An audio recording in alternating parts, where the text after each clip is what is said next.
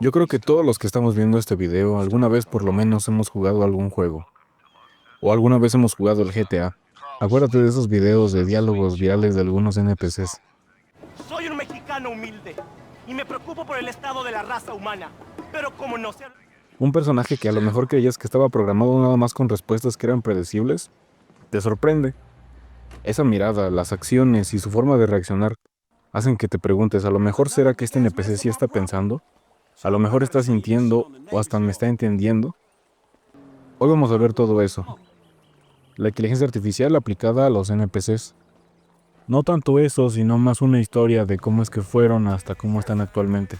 Desde todos esos tiempos en los que los enemigos eran nada más patrones de movimientos que se iban de un lado para otro y regresaban, en los que los NPCs no tenían ningún rumbo, ninguna historia, hasta los días que cada personaje tiene su propia historia y su propia Aquí estoy personalidad. nomás quejándome sobre las cosas. ¿Y qué hago para mejorarlas?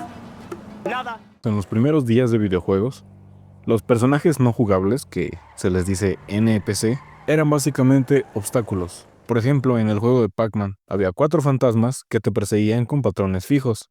Aunque hoy nos parezca muy básico, en ese entonces era todo un hito. Cada fantasma seguía una personalidad programada. Uno te perseguía directamente, otro trataba de interceptarte, y así sucesivamente. Eran como piezas de un reloj que estaban muy bien sincronizadas, pero sin capacidad de poder improvisar. Claro, no se trataba de inteligencia artificial en el sentido moderno como ahora ya la conocemos, sino más bien de una serie de rutinas que ya estaban predeterminadas.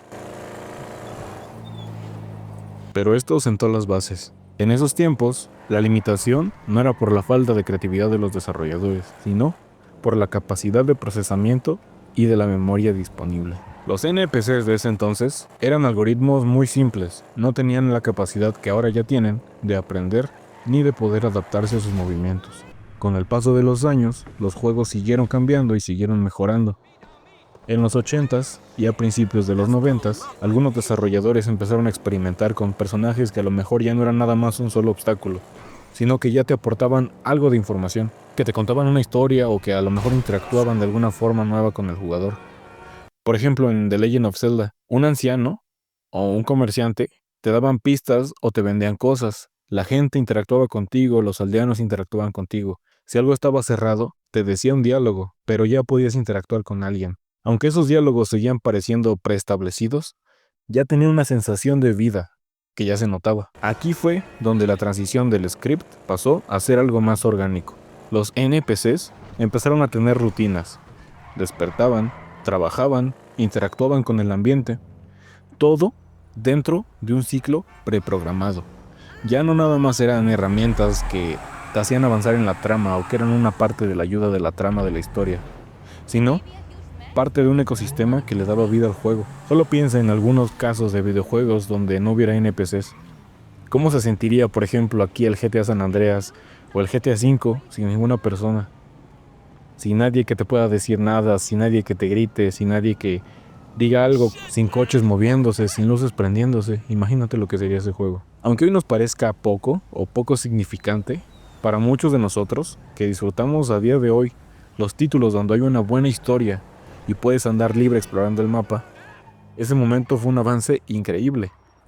El mundo del juego ya se sentía más vivo, y los personajes ya no eran simples obstáculos, sino eran parte integral de la narrativa. Entonces llegó la revolución. Los avances en hardware y los algoritmos lograron algo que parecía sacado de película. I've missed you these 5 years, man. They're gonna be real happy to see you. Que los NPCs aprendieran y se adaptaran. Esto rompió el molde, ya no era suficiente con un enemigo con un patrón repetitivo. Cada combate o interacción se volvía una narrativa en sí misma. El juego se empezaba a volver una especie de conversación más dinámica, en la que el enemigo o el personaje respondía a tus acciones y tú a la suya. Por ejemplo, en una misión, fue un cambio que fue totalmente radical en la forma de contar las historias de los juegos.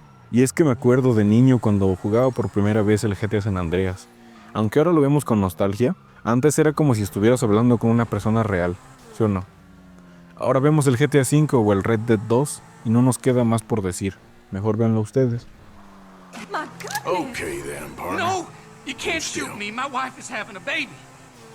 I'm only joking with you. Oh, yes.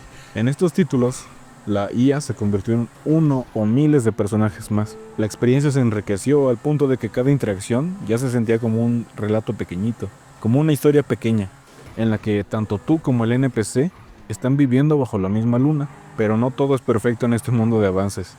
Con cada salto, salen y salen nuevos desafíos y preguntas éticas.